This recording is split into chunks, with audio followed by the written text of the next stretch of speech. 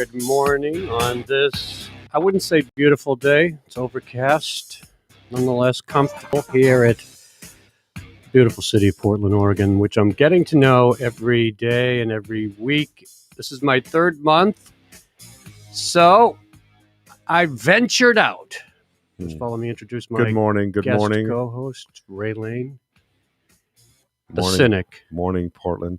The cynic who doesn't like America. Or did you say hate America? You hate America. Go ahead. You're just very cynical. Very cynical. Go ahead.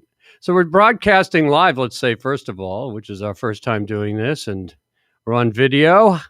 So if you're listening, you also have the opportunity, which is like our experimental first show, to call in.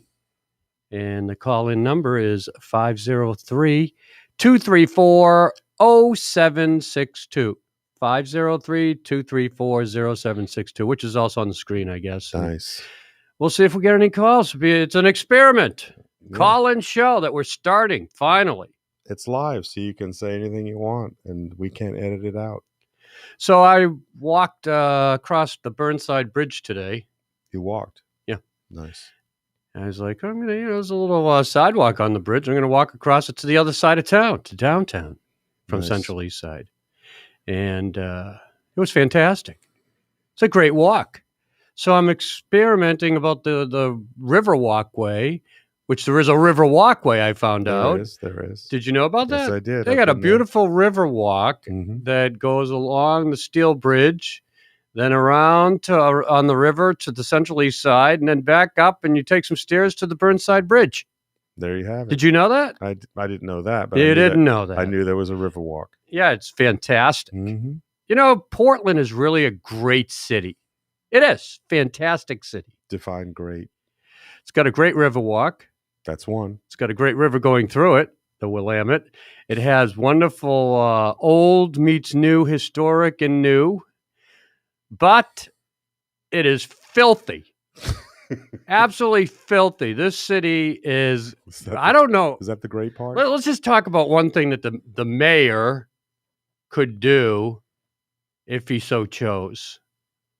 And that would be get street cleaners out and pay people. How about this? A work release program for the prisoners. They come in every day and clean the city up and sweep it up. Good idea, don't you think? As if they don't have enough going on in their lives. Now they got work releases. Okay, I like it. Would these be the ones that are in jail for marijuana use or what? Whatever you're in there. You want to get out, get some fresh air, you can clean the streets. Nice. So, don't you think that's a good idea? Not necessarily. Why not? Why? What in God's name does the cynic not like about that idea? I'm in jail for reasons, many different reasons. Could be anything from... raise your energy level. What are you on, Valium today? Come on, pick it up. Something capital to something minor. And now I've got to go and work the chain gang, cleaning up the city in an orange jumpsuit. They do it all the time on highways. It's insulting and embarrassing. We don't want to insult and embarrass prisoners. I'm already in jail. Well, anyway, that's my suggestion to Ted Wheeler, the mayor of Portland. Get some work release programs not work release, but they get out for at least a day and clean up the streets of Portland because it's filthy. There's trash everywhere. And let's address the homeless problem. Well, that would make more sense. The homeless problem needs to be addressed. I mean, how long are you going to wait on this, Ted Wheeler? You have to do something. City Council of Portland, you must take initiative. You can't wait for these tax dollars to roll in for the $250 million that they've got expecting. It's time to get them off the street. By getting them off the street. They're everywhere. So what is the solution? How would you get them off the street? What am I, the city council mayor? Do I have to answer all the questions for the city? No, I'm just shooting it out there. Like, what do you think? Find some housing for them. Go do some quick renovations of some places that are empty. Right. Get them off the streets. Enforce the law. You arrest them if they don't get off the street. But you have to do it. But there's a mental illness issue. Well, then get them into a mental institution to help them. Don't have room. There's no room. So your answer is the cynic is to leave them on the street? No. That's okay with you? Well, there has to be some kind of mental health Why reform. is Portland the only city in America that's dealing with a blight like this of homeless people? It's the same Because they're incompetent, the leaders. Same in LA right now.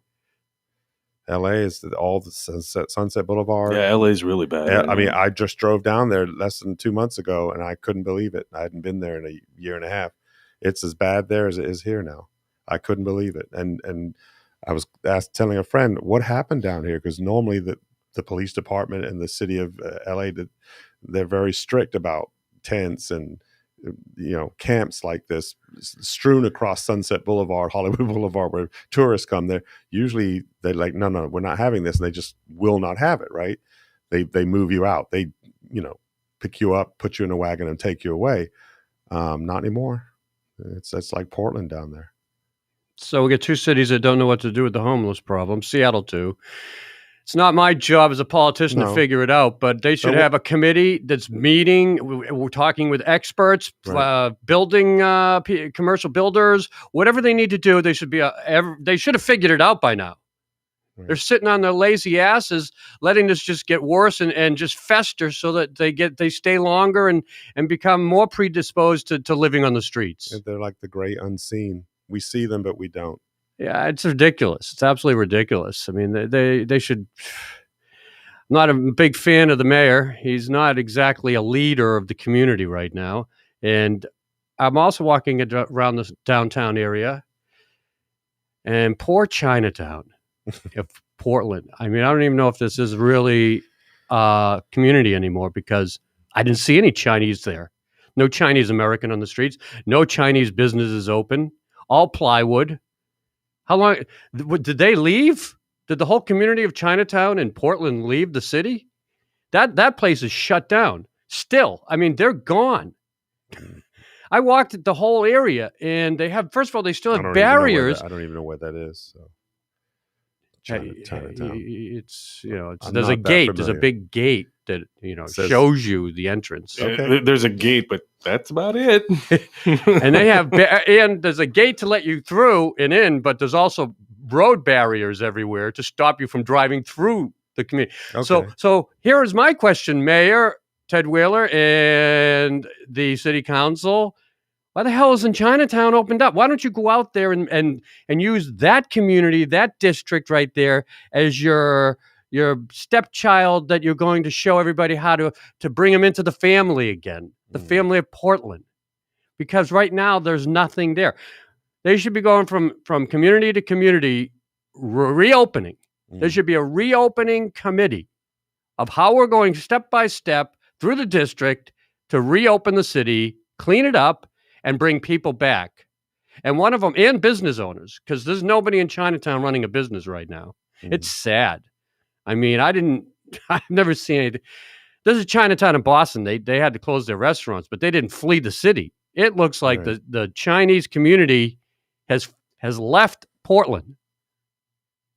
And what I will say is they're the overlooked culture, the overlooked ethnic group. Well, everybody's an overlooked ethnic group. Well, that's the case. Who really cares? They really shut the door on that community. Who really cares? Yeah, why do they have Chinese road barriers in the streets still? Get them the hell out of there. Right. That's like a very unwelcoming sight. Hey, this is the Chinese community of the Chinatown district, and you can't drive into it. Okay, so it's on all the streets. So this is just another example of human nature, of the way the world works. Your answer is always that's human nature. Well, that's why it happens. We don't have the solutions. Everybody does it. That's the problem. No, who cares about the Chinese other than Chinese? Who cares about the black issue other than the black? Who cares about anything other than... You're really... People you know what? This pandemic's taking a toll on you. No, people are about themselves. You just don't give a shit anymore. People are, you don't give a shit. Of course I do. No, you don't. I You're can't. not. You're just like, who cares? Woe is me. There's a problem. We can't fix it. It's human nature. Yeah, it's funny how people want to label something when they don't understand it. It's like, oh, you're apathetic, or they have to have a label. Everybody's got this... I'm noticing on Facebook, everybody has a degree in psychology. There's amateur psychologists out there who seem to want to be able to label or put you in a box that they can understand because they don't understand what's coming out of your mouth. So the reason Chinatown is shut down is because we don't care about Chinese. People don't care. Chinese Americans. We don't care. Is that that's No, your answer to that problem? Everybody's got their own thing to deal with. They're too busy trying to take care of their own thing. Even Maybe the Chinese themselves are fearful to just even come back to the city. Yeah, and they've lived through violence. They're going through like a shock and awe. What is it? Post-traumatic syndrome. Well, I'd like to see the mayor in the community talking to the Chinese community out in public for people to know what's going on. Then let's go to the Pearl District because that's got plywood all over the businesses. Hey, how about the federal courthouse? The federal courthouse still has plywood on it. He's on fire, Justin. The federal courthouse has plywood on it. It doesn't look like it's open. It's the U.S. courthouse.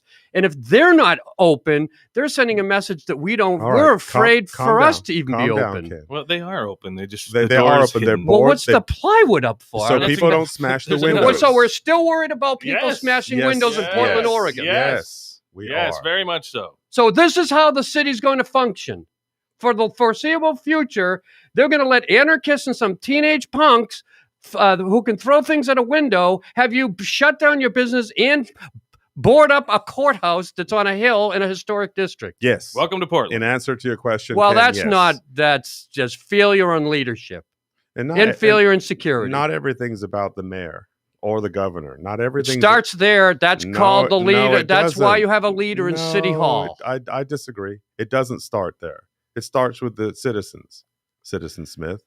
It starts with us. Yeah, I mean, they almost elected a communist mayor here. Yeah. I mean, like, really. It doesn't start at the top here. What's that got to do with the issue? I'm just saying, people are stupid. They vote the wrong people all the time. The alternative was Ted Wheeler, and there isn't a big support now for him. There was more alternatives than Ted Wheeler. There was a couple other people, and of course, third parties and stuff like that always get shunned, pushed to the side. Matters not. Republicans. But Ray's saying it's not the mayor's fault. It's he's not in charge. It's not his responsibility. Is that what you're saying? He is. It's the citizens first. The politicians and the people we voted to represent us have no say in it. It's the citizens. You just said it right. They represent the people. They also have the pocketbook, and they have the power to get more security and police force going. And, no, they don't. If you lose 113 police officers, it's not the citizens who rehire them and train them. Yes, it's the city. We understand. Well, that's an important issue in this town. We understand the administrative duties of the elected officials. However, they are, as you said, they are representatives of the people. They do the bidding, supposedly, of the people. So if things aren't getting done, it's the people who are making the mandates and creating the bills. They're the ones that are creating any changes that are going to happen. It's us. It is. You can't just put it off on them. Everything that's happening around us is created by us. That's it. Was the lockdown created by us? When we were told we had to stay in our houses, and when businesses are told they can't open, is that the citizen making the decision that's enforcing the rules? It's government that's making the decisions. Again, government is in more control than the citizens of how the society is run today, especially in this post-pandemic world we're heading into. Different cities and different states are handling the pandemic, if that's what you want to call it. What else should we call it? Well, it's a contagion, but it's not a pandemic now in your mind. Well, and I've had friends basically unfriend me for saying this. A pandemic was 50 million people, a third of the world erased, dead in 1917 and 18. That when 50 million people die, I'll be like, holy crap, this is a bad deal, half a million, 600,000. So because tragic. 50 million people didn't die, right? You don't think it's a pandemic? It's a pandemic technically, yeah, but it's not. Well, what do you need? People to die to prove it to you that it's a pandemic? The only reason the pandemic didn't kill 50 million is because we had a vaccine that was quickly invented. That's not true. And people in lockdown. That's why 50 million people, when the flu broke out and killed everybody, and that flu epidemic, and they didn't have vaccines for it. They didn't come out vaccines. When were the vaccines released? What vaccine are we referring to? Any of them. When was the first available vaccine to the public released? 4 months ago? Yeah, so. Okay, how long is this? That's pretty quick. How long has this pandemic been running? A year and a half? So for a year and 2 months, we had no vaccine. In less than 2 years, 50 million people died of the Spanish flu. Okay, so that was a worse pandemic. No, not only was it a worse pandemic, It was of such a degree of devastation and life loss that we had no answers. None. Even they were wearing masks back then. They were saying stay in your homes, all the same stuff. If you look at the history of the archives, it was all the same protocol to a degree. And people were dying in droves across this country. Understand they didn't have lockdowns when they had that flu. They didn't tell people to stay in their homes. Yes, they didn't. A they lot of went people out did. and they just lived their lives. Next There was episode. no federal order to stay in your homes and shut down businesses. Yes, there were. There in wasn't. Chicago, there were cities that were saying stay home. That we that this is a deadly. I read the same damn articles you have. I know. There was an in-depth article in the We understand there was no newspapers. I read the New York Times. Yes. I saw the history of the flu, and Right. one of the points they mentioned was the president didn't. There wasn't a mandate to lock down cities. We understand that, but there were orders given, and there were people. That were, you got your city to facts city. wrong. I think. Okay, well, I'll bring it Bring it up now. No, I don't want to. You're the one with the iPad. Anyway, look, what's your point? That we have My- a pandemic. If you're going to tell me there's not a pandemic, you're the only human being on planet Earth that thinks that. Well, if that's the case, you don't think we're in a pandemic? We didn't live through a pandemic. Yeah, technically it's a pandemic, but it's Well, not then 50 million pandemic. But it's not even. All right, so 5 you million. admit. It's not even don't sit here and say it's not a pandemic. What I'm saying is, if that's the case, we have a pandemic every year of the flu. Every year, 65, 75,000 people die from the flu. We have a vaccine for the flu. Some of them we didn't. SARS we didn't. H1, the bird flu we didn't. For a while we didn't have vaccines. Just because something's a virus and it's contagious doesn't make it a pandemic. No, I understand that. But if that's the case, every year we have something out there that's killing people that could be considered a pandemic that's going around the world. Okay, can we get back to the point here? Yeah, get back to the point. Portland and who's leading this city, and you say it's the citizens, not the government. No, the citizens put the people in power. They vote for who they want, and it's the majority of people. So should we not hold them accountable, the people in power that aren't leading properly? If you want to get nothing done, sure, because you can't just say they're the reason why things aren't getting done. The governor isn't doing her job. Well, the businesses can't open because they'll get fined and they can't open. They'll find so much money they can't afford to open. Again, 70% of this that's not a citizen's choice. That's the choice of the government to keep the businesses closed. Okay. And when they say 25% capacity, if you exceed that, they will shut you down and fine you. You're right, absolutely right. But you can be right and still miss the point. What's the point? That a larger percentage of Oregonians, forget Portland, are Caucasian, and they think and act a certain way.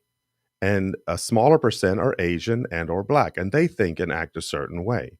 The larger percentage of the voters who voted in your governor, your mayor, agree with the policies in place that those governors and mayors are enacting today. They agree with them. They're not standing in opposition. That's why they voted them in, because the way they're handling this city, this state. They filed a lawsuit to businesses. They aren't all in businesses. There are oppositions. There are oppositions. Well, the business owners are citizens too.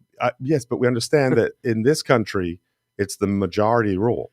So whoever the majority no, not in this pandemic. There's an authoritarian system in place. And as I've said, an autocracy where the governor is now... It's not a majority rules. It's coming from the top down. But I guarantee you 70%. The way this pandemic was handled is they had to have somewhat of an authoritarian system by the put voters, in place to shut down businesses and to tell citizens they have to stay in their homes or they could be arrested. Well, you're stuck on that fact.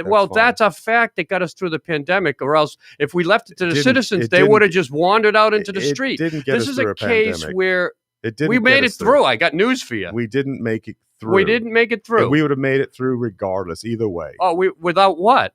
Without any of the governmental mandates and the you really think that without any absolutely. government lead, if we had anarchy, it would have worked? We saw how Portland works with anarchy. People were masking and distancing regardless of what the government said. Really, I saw a lot of people that weren't, and there are some who won't. Exactly. So it wouldn't have made you any could go to difference Midwest either way. states and see it one way, and you could go to the East Coast and see it another. Yeah, and that's exactly my so point. Just leave it up to the citizens, not the But government. the people who voted the people that are in office are very happy with the way the people that are running those offices are doing their jobs. They're not complaining. There's always going to be 30 or 40% of people who are not happy. Those would be the underprivileged, the people who are not homeowners, the people who have no stake in commerce. But the people who really have nice homes across the river or living comfortably, got a great life, got a home, got a job, retired, whatever. They're quite happy with how everything's running. They're not concerned about the homeless or the Chinese. Oh, really? Jeez, well, thank you for that sweeping generalization. I'm happy to give it every time. Yeah, you should go up in the hills and maybe talk to them and see what they think. Because if it was the will of the people based on how your constitution works in this country. You say mine. What are you? You're not a part of the country anymore? I'm an American citizen, but I'm not from here. If it was really true. So you're a dual citizen? Mm-hmm. British and American? British and American. Well, which do you prefer? Neither.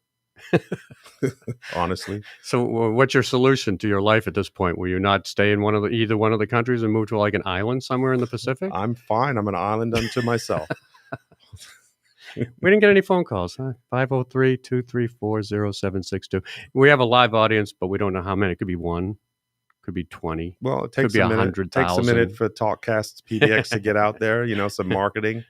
We've got some good people behind. Well, us. at least you and I can have an argument in a studio and make our morning start this way. Do you see any hopefulness in Portland throughout the summer, at least getting its act together? Of course. And getting the plywood down. Will the Chinese return to Chinatown?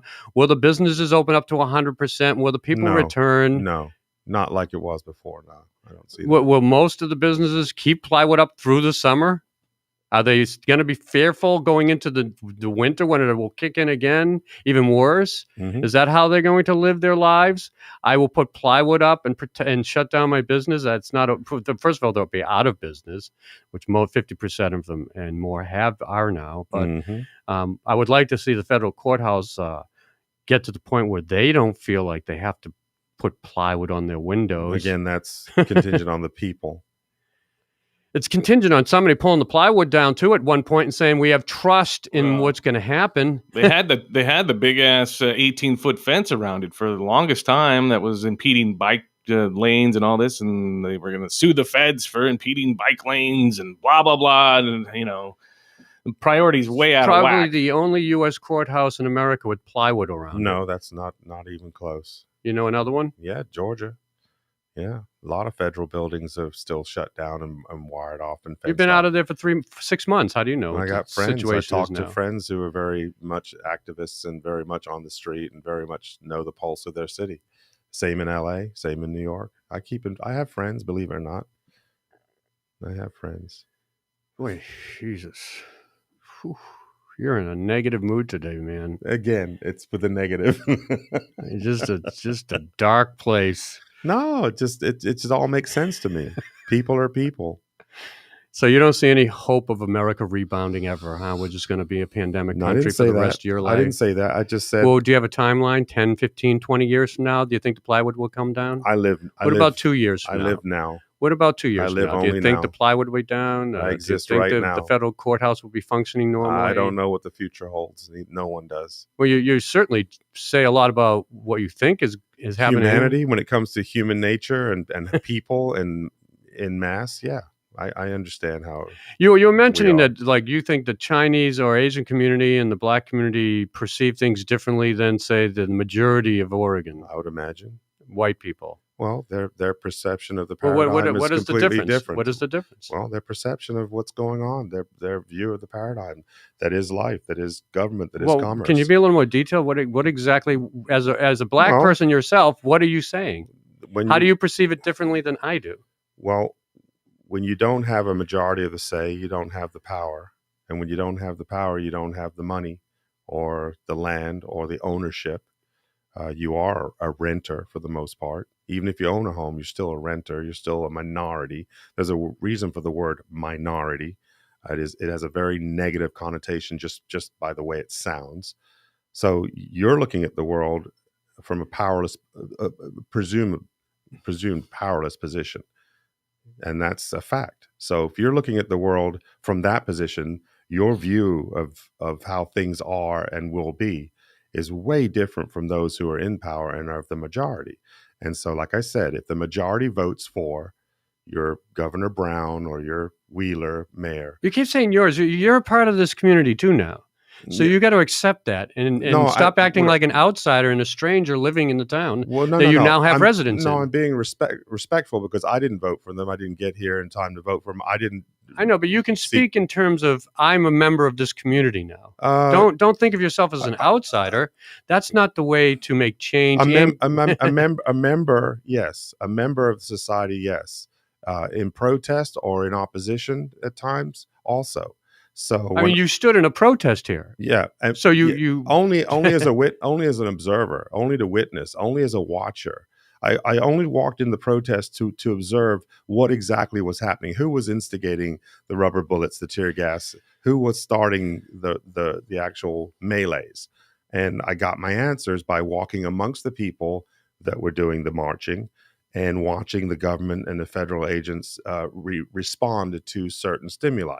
I marched so I would understand, not to join, not so to be what a part what of. did your understanding coming out of that is that it's You're feeding. You got choices. You feed whichever demon you want to feed. And when you march and create mayhem and break windows, smash things, set things on fire, you are feeding a certain demon of a different kind, and that demon is always going to engorge itself on that stimulus. You're just feeding a beast that's going to get larger, bigger, and have more resources poured into it because of your action. So Yeah. you can't win. You can never win through that. I understand, well, nothing gets done unless you protest. I understand the concept. But when you give the machine what it wants, the fuel it needs, all you're doing is adding to the problem. And this is not changing anything. And when you've been on the planet long enough, you realize that there are certain people who expect the people, those in opposition, the minority, those who are unhappy with the way things are, they expect the people to react a certain way. And when the people do react as those people expect them to, they benefit. That's where Halliburton and all the military and the police get actually funded to be prepared for another, uprising of such a caliber. So all you're doing is putting more money in their bank by showing this kind of aggression and anger and civil unrest. You're actually giving them what they want. So there's a reason why Luther King, Gandhi, all these people, you should have learned by now, clearly people haven't, that there's a way to create civil changes in society and civilization, and there's a way to continue it and to aid it in its endeavor. So, and the way you're doing it is not the way. Martin Luther King has showed you that, and you still do it your way. So that's something else there. So if you really want change, you really want this country to heal, to not be divided, to not be hating on people who haven't taken advantage of privilege, of advantage, people on the upside of advantage, not the people who are downside of advantage. If you really want to change all that, I guarantee you it's not through anger, because anger just feeds into the beast of fear. And when you go with fear and anger, you lose every time. Mhm. So the great men of our world, and we've seen many examples of prophets and leaders, not government elected officials. It's the difference between a government elected official and a true leader. True leaders always marched in peace, and they always had control of their crowds. Okay, well, thank you. All right, you're welcome. I'll ponder that for the next 25 years of my life. Let's finish off with something that's apolitical, kind of. I just like to keep my fingers on the pulse of China because Yes, you lived there for a while. they irritate me. And the Chinese are like, always trying to beat America, be better than America. If they make a bridge in China, it has to be taller than an American bridge. Mhm. They build the tallest building in Beijing. It's got to be taller than the tallest building in like New York City. That's how they think. They landed a craft on Mars just recently. They landed. Now they finally have joined America on Mars. But you can take comfort that they were second. So, but there they are. They can say now that we have done something with America, that United States has put rovers on Mars, and now we're there too. They did so Friday at 7:18 p.m. Eastern time when the spacecraft touched down. but more importantly, we're still number one. America's still the greatest country in the world. Listen to how ridiculous that sounds. America is the greatest nation in the world. It just sounds silly to even say. So the greatest nation in the world has handful of rovers and devices and we have a helicopter flying around on their little one. Yeah. And China's now going to be going around with their rover. I saw the simulation of it. It was pretty cool the way Nice. theirs landed. It was a little more complicated. I'm waiting ours. for the divider lines, the boundary, the border lines to be etched in the dirt. And the little rovers are just dragging like a pencil or like some kind of like stick in the ground, just marking off territories. It's going to be like battle bots. Yeah. I wouldn't be surprised if their rover has like a little laser. Yeah. That when it sees our rover, like Perseverance, it's going to shoot out its wheels. Just enough to like disable it. Yeah. Not to display open war. Like just enough to suddenly the Perseverance can't move anymore. We've determined that exactly. one of the wheels was shut off by a laser. And they'll probably do it at and night. then you see the Chinese rover like moving away in the background. Yeah. Under the cover of dark. Yeah, exactly. Because we all know those sneaky communists. They can't face your face on. Then the real cynical side to me says maybe the people that were working on the rover, which the Tianwen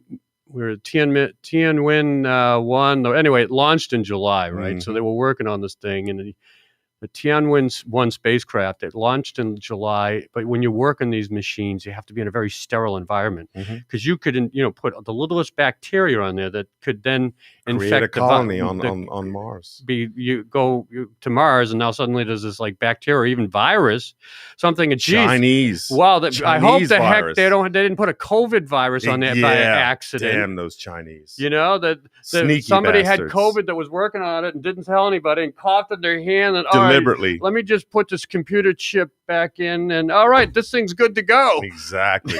Now there's this super virus So growing we were the on first. the planet. We were the first to Mars, but they were the first to colonize. See, there's always a trick. That's what theirs looks like. Yeah, Chinese rover on Mars. it just looks inferior to ours. Ours looks so much more technically advanced. I don't know. Theirs was pretty cool too. I don't know. And see, the rover comes out. Look at the top goes up, and then the rover rolls down. It's pretty good. There's a part of me that was kind of hoping it had crashed because I was just being, I just didn't want them to succeed. That's terrible. But then when they did succeed, I was like, all right, well, good for you. Okay? You put a lot of work in. Let's just not have a Mars war now, right? Are we going to have a war in the planet Earth and then the war on Mars? I find it interesting how fearful we are of anybody being smarter or more technically advanced than the American government and or industry. We're so afraid of anybody being smarter or better. That doesn't. I don't understand. I mean, I've played sports. I've competed in sports, and in music. I've always enjoyed people who I considered to be at a higher level because then I could see where I needed to get to, not hating them because they're smarter or better. It just doesn't seem to be a well-being state of mind, to be that way. So the Chinese rover landed on Utopia Planitia, which is a huge basin, a couple of 1,000 miles wide in the northern hemisphere that was most likely carved out by a meteor impact. So they got the good land. Well, the same region was visited by NASA's Viking 2 lander in 1976. Oh, wow. Forget about that one, didn't you? I didn't know. Yeah, we were up there doing things way before anybody else. Because we're America, the greatest country in the world. I thought about that this morning driving in. What, the Mars rover? If we're the greatest country in the world, what's making you were America, thinking about this? What's America great again mean? I thought we were already the greatest. So how are we going to be great again? Is that saying we're not greater anymore? So the Trump supporters and Trump is saying America isn't the greatest country. We're going to make it great again. We're going to return to greatness. Do we have to refer to Trump's quotes? No. I'm just still trying to figure it out. Let's just let Trump. If we're going to make America great again, that's saying that talking. America isn't great now. But everybody's saying that America's the greatest country. Well, I don't understand. I'm not getting it. We're reflecting on the challenges that we're facing currently. Okay. China also is on the far side of the moon with a robotic rover. Mm-hmm. Yeah, I got an itchy nose today. I don't know why. Are we or are we not the greatest country on the planet? Yes, we are. We really are. Yeah. Really? Yeah. What's a greater country than us? Exactly. Okay. Switzerland? Interesting. Maybe I'll throw Switzerland. I Now, wouldn't mind living what are there. we basing it on? Do children go hungry at night in America? Yeah. Do they have health care? Does everybody have health care in America? Anyway, the greatest country in the world. Is The that greatest country in the world would make sure that everybody eats and everybody learns. But then again, Boy, a lot a of cynical people. smart hate today. population and a well-fed population could be a really pissed off population too. All right, so we're not the greatest country in the world. Would you like to tell me who's greater than America? I'm just saying, is it based on size? Is it based on industry? Who's greater than America? Denmark. But they're small. Yeah, so you- maybe They can't. But you have to be great. You have to be powerful too. It's just part of see, the term that's the part greatness. I'm missing. So the power. Well, you have to have the greatest military, Oh, which we do. See, that's what You I have wasn't to have the under- greatest economy, which we almost do. We're second to China, but we See, have at now- our per capita, we have the greatest economy. And you have to have a great medical system, which we do. You have to have a great healthcare system, which is Ah. pretty good. But more when we go to a importantly, hospital, we power. get cared for properly. more importantly, power. Power is defined. Education, we've Well- got the greatest colleges in the world in one country. No, that's not true. Yeah, that's why No. everybody from other countries comes here N- to get educated. There's a reason for that. They make our colleges better. Yeah, exactly. Hey, if you guys don't like the goddamn country, get out. No, but Leave. power- Go find a place that's better than America. power. Maybe you should live outside the country for a Military, little Well, bit. military. that's Greater a very appreciation. 1964 view right there. Military You'd have a greater power. appreciation for the country you live in now if you actually left and lived in another country. You'd see I things have differently. I have an appreciation for the country. I don't have I to suggest leave. everybody leave the country for a year or two, live in a third world country or even an authoritarian country like China. Come back to America. You'll look at the flag Oh, I'm differently. sure you could You'll go to look at the flag differently when you land on your send me to on your Somalia. continent again. You could send me to Somalia or to Believe me. Romania, and I'd Believe come me. back with an appreciation, probably. But that doesn't mean to say Before you start that- tearing down the country you No live one's in, tearing it down. leave the country I you simply want to tear asked you down. what makes it great. The two of you can go on the same plane. You can go to where do you want to go? We'll send you to Kenya. See, Yeah, you know, Look, Kenya. I never said America wasn't great. I said it's got its problems. at the tone and, But when you say, you, but you, when you can when say you sit negative there, things all you want, when but you you sit can't there find a and- positive in the but when you country. sit I in there, guess. sit there I and guess you puff can't up- find positives in the country you live in. It's easy to A tear lot of down. positives. You can It's puff up your easy to chest. tear You can down. puff up your chest Who's all you tearing want. down? You Who's can tearing puff it up All your down? you chest. all you guys seem to want to do is tear down this No, I'm country. just I'm saying, I'm asking you a pointing out the question. obvious. I'm You a- can I'm puff up asking- your chest and say it's great, but still children and people go hungry every night and there's problems. You know, you can say it's the greatest country and it is great. But what I'm saying is we have some really bad problems that we need to fix, and then we really will be great. So that's your response to when I say we have a great country. Your response is we have lousy health care, we have starving people. If a child goes hungry and now Yeah, you're not doing so- your goddamn job. So you're essentially in your passive aggressive, No passive indirect aggressive. manner saying No we have a indirect. lousy country that you don't like. There's no I didn't indirect. say There's that no at all. passive That's aggressive. what you're saying no, in your I did tone. not say that at all. I said No. that this is a great That's- country, The but way we when have you problems. respond to that, You're a we have the human greatest being and you country, have and problems. you don't You want can't to listen to you don't people even talk. want Hold up. give Calm this down, country calm down. any kudos for what we've done in history I didn't say up that. to the present and how we've taken care of our citizens. Okay, let's We talk all want to talk about how we don't take care of our Let's citizens. talk about how we have our country has, advanced forward. But Ken, by stepping on Hang on a others. second, Justin. All Ken, right, let's wrap it up. Ken. You guys start your own Ken. show called "I Don't Like America." No, Ken. Yeah. All the that Justin happened. and Ray show. I don't like America. All that happened was This I is what- asked you. America's a lousy country. I We got asked lousy you. health care. We don't know how to lead a world. We don't know how to. We only saved the friggin' world in World War II.